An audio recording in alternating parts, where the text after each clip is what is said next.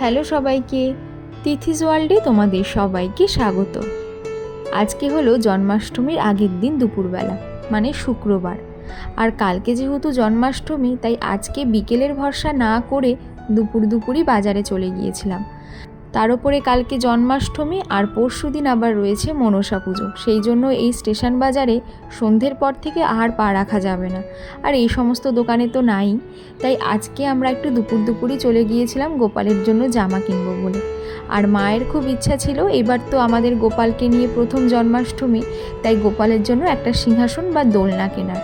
প্রথমে কয়েকটা দোলনা দেখছিলাম, ভালো লাগছিল, কিন্তু আমার যেন সিংহাসনটাই বেশি পছন্দ হচ্ছিল দোলনার থেকে, তাই একটা সিংহাসনই পছন্দ করলাম।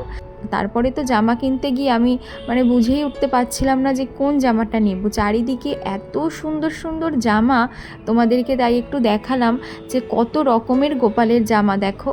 আর তার মধ্যে থেকে আমাদের গোপালের সাইজটা যেহেতু একটু ছোট, তাই ছোট জামা একটু বেছে তিনটে আমি পছন্দ করি। তিনটে নেওয়ার কারণ হলো কালকে যেহেতু জন্মদিন, তাই সারাদিন তো নতুন জামা পরাতেই হবে, তাই অনেকক্ষণ বাছাবাছি করে তিনটে জামা নিই। তোমাদের বাড়ি গিয়ে দেখাচ্ছি কি নিলাম। তার সাথে মাথার মুকুট আর মাথার চুলও নেওয়ার ছিল, সেগুলোও নিয়েছি।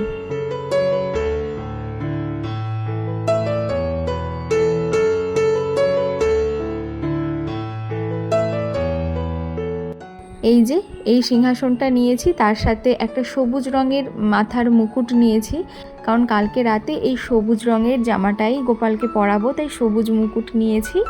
আর নিয়েছি এই নীল জামাটা, সঙ্গে একটা সুতিরও জামা নিয়েছিলাম, তার সাথে গলার হার আর মাথার চুল এগুলোও নিয়েছিলাম। তো চলো, আজকে তো হয়ে গেল কেনাকাটা, কালকে সকাল থেকে আবার তোমাদের সাথে দেখা হচ্ছে।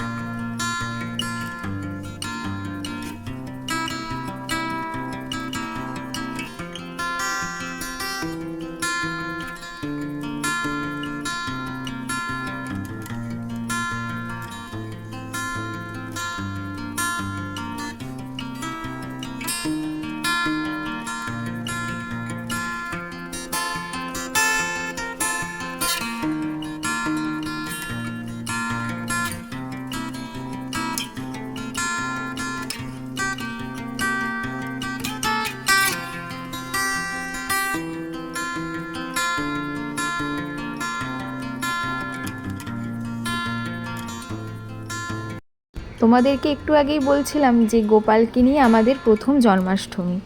আর এই ছোট্ট গোপাল আমাদের বাড়িতে তো 1 বছরও হয়নি এসছে, আগের বারও জন্মাষ্টমীতে ছিল না, আর এইবারই তাই প্রথম আমাদের সাথে গোপালের প্রথম জন্মাষ্টমী।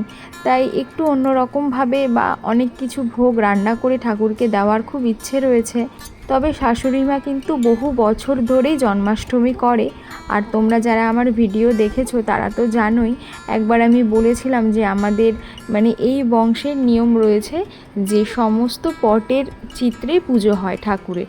যদিও এখন সবার ঘরেই মূর্তি পুজো হয়, তো আমাদের বেশিরভাগই ওই ফটোতেই পুজো হয়। তো গোপালেরও ফটোতেই এত বছর মা দিয়ে এসছে, তাই এই বছর ছোট্ট নাড়ু গোপালকে নিয়ে আমাদের প্রথম জন্মাষ্টমী, তাই প্রতিবারের থেকে একটু অন্যরকম তো হবেই।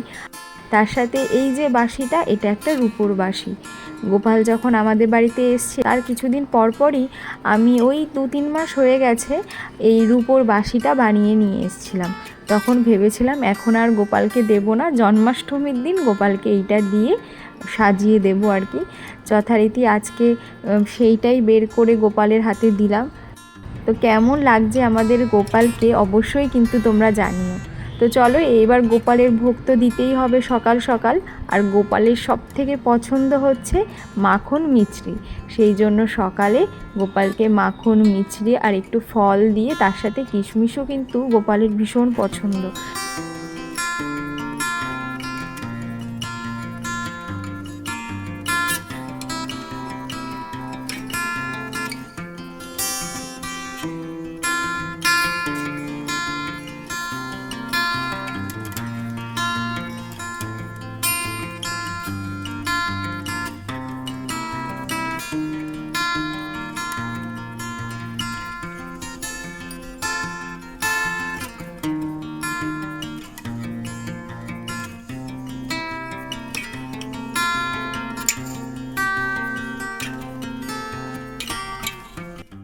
আমি কিন্তু এগুলো কিছুই জানতাম না, মানে গোপাল আসার পর থেকেই আস্তে আস্তে আমরা গোপাল সেবা দিই বা গোপালের কি পছন্দ না পছন্দ সেগুলো সম্পর্কে জানতে পেরেছি। তাই সেইভাবেই এবারের পুজোটা দিলাম। তাই আমার কাজের মধ্যে হয়তো কিছু ভুল ত্রুটি থাকলেও থাকতে পারে, তাই সেগুলোর জন্য তোমরা কিন্তু কিছু মনে করো না। আর অবশ্যই আমার ভুল হলে সেগুলো আমাকে কমেন্ট করে জানিও।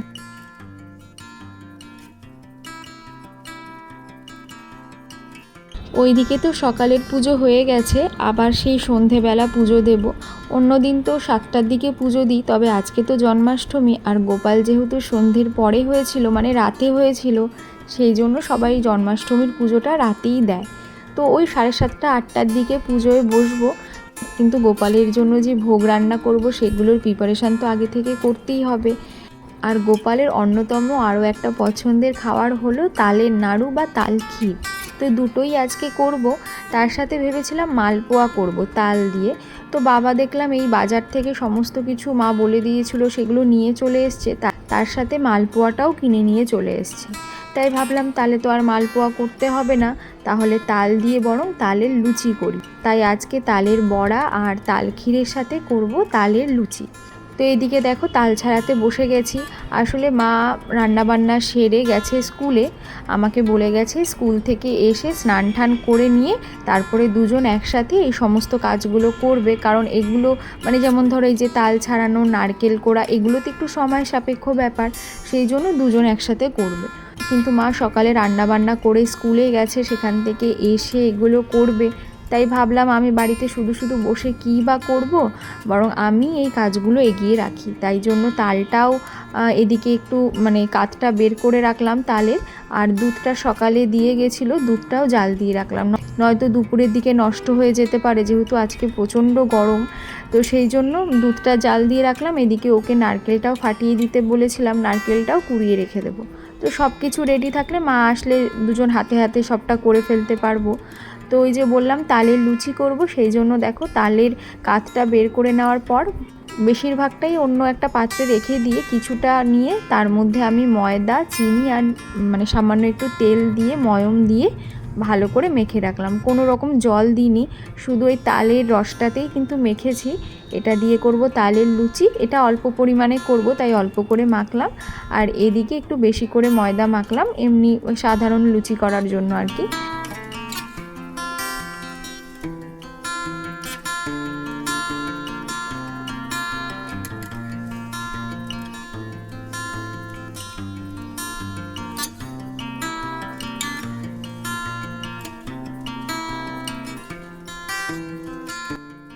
আর এত কিছুর পরেও কেন জানি না মনে হচ্ছিল গোপালকে একটু সাবুর পোলাও করে দিই আর তার সাথে সাবুর পায়েসও করে দিই। যেহেতু জন্মদিন, পায়েস ছাড়া যেন জন্মদিনটা ঠিক কমপ্লিট হয় না, সেই জন্য মনে হচ্ছিল। তাই ভাবলাম সাবু দিয়েই আজকে একটু পায়েস করব, আর তার সাথে সাবুর পোলাওটাও ভাবছিলাম করব। এমনটা নয় যে সাবুর পোলাও গোপালের পছন্দ বা কিছু, এরকম আমি কখনো শুনিনি। কিন্তু আমি শুনেছি যে গোপালের যদি কিছু খেতে ইচ্ছা হয় তাহলে সেটা তোমার মনের থেকেই আসবে। এই ধরো আমার মনে হচ্ছে বারবার যে একটু সাবুর পোলাও করে দিই, এইটা হয়তো গোপালের খেতে ইচ্ছা হয়েছে, সেই জন্যই আমার মনে এই জিনিসটা এসছে। তো এইটা ভেবেই আমি কিছুটা সাবু আবার ভেজালাম, আর এখান থেকে পোলাও কিছুটা করব, আর একদম এক মুঠ নিয়ে করে দেবো একটু পায়েস।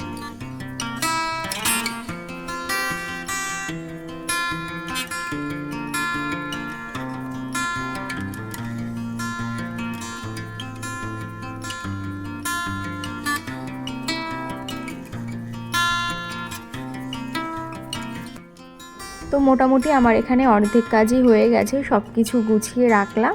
আর ওইদিকে আমার কর্তা মশাই আজকে ঠাকুরঘরটা সাজাচ্ছে। আসলে মা স্কুলে যাওয়ার সময় বলে গেছিলো যে ও ওইদিকে পুজোর কাজকর্ম করলে তুই যদি সময় পাস তাহলে ঠাকুরঘরটা এগুলো দিয়ে একটু সাজিয়ে দিস। আর এই সব কাজে ও একদম এক্সপার্ট।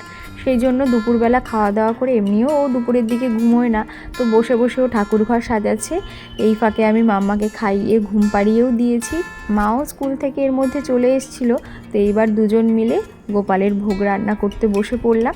মা এদিকে লুচিগুলো বেলে দিচ্ছিল আর আমি এখানে লুচিগুলো ভাজছিলাম।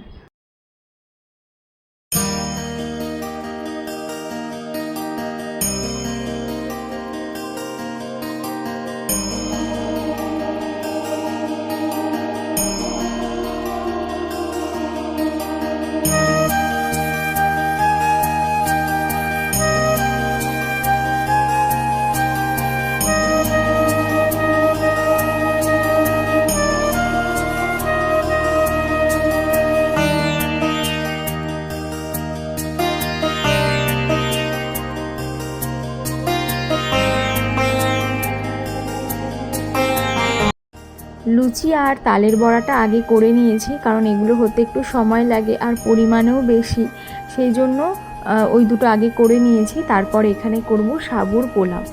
সেই জন্য সাবুটাকে কিন্তু আমি অনেকটা জলে ভেজাইনি, অল্প জল ছিটিয়ে ভিজিয়ে রেখেছিলাম যাতে গোটা গোটা থাকে, নরম না হয়ে যায় বেশি। এরপরে দেখো কড়াইতে ঘি দিয়ে দিয়েছি, এর মধ্যে চীনা বাদাম 2 মুঠ দিয়েছি আর অল্প পরিমাণ কাজু কিশমিশ ভালো করে লাল লাল করে ভেজে নিয়েছি। তারপরে ওই কড়াইতে কিছুটা কারি পাতা ফোড়ন দিয়ে সাবুটা দিয়ে দিয়েছিলাম। সাবুটা বেশিক্ষণ নাড়াচাড়া করিনি, ওর মধ্যে দিয়ে দিয়েছি বাদাম কাজু কিশমিশ ভাজা। যেহেতু এটা পোলাও হবে সেই জন্য একটু বেশি পরিমাণে চিনি আর স্বাদ মতো নুন দিয়ে নাড়াচাড়া করে নামিয়ে নিয়েছি। তো পোলাও আমার এদিকে হয়ে গেছে, এরপরে করব সুজি।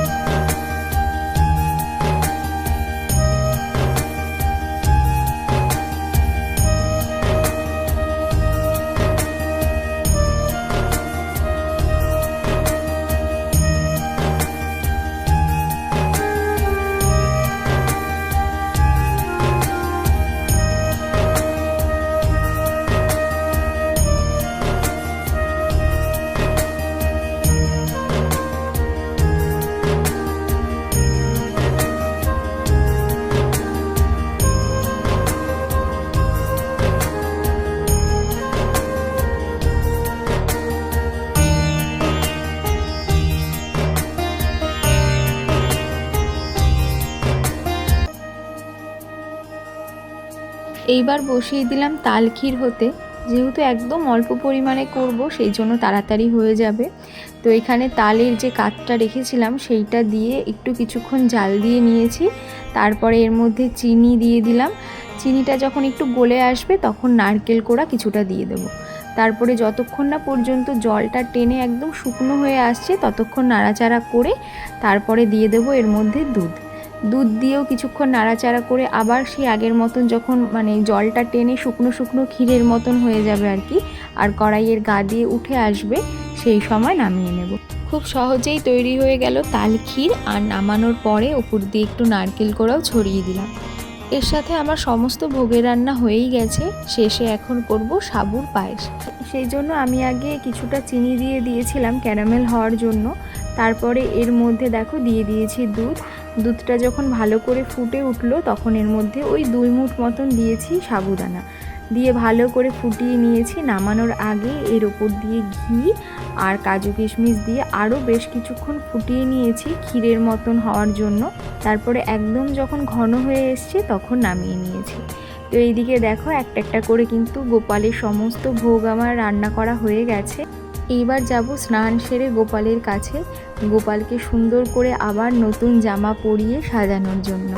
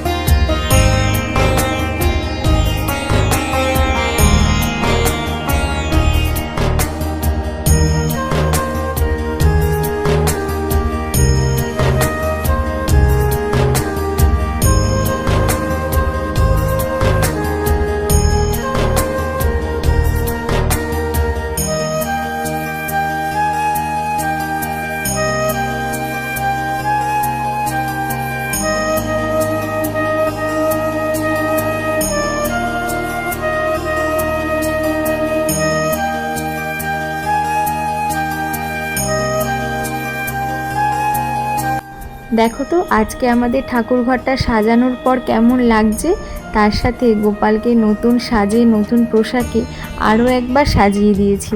কেমন লাগছে আমাদের ছোট্ট গোপালকে অবশ্যই কিন্তু জানিও। আমার কাছে তো অন্য দিনের থেকে গোপালকে একদম অন্যরকম লাগছে, এত উজ্জ্বল লাগছে মুখটা যে চোখই সরাতে পারছি না। তো চলো, সারা দিনের প্রতীক্ষার পর এবার বসবো পুজো দিয়ে আবার তোমাদের সাথে দেখা হচ্ছে।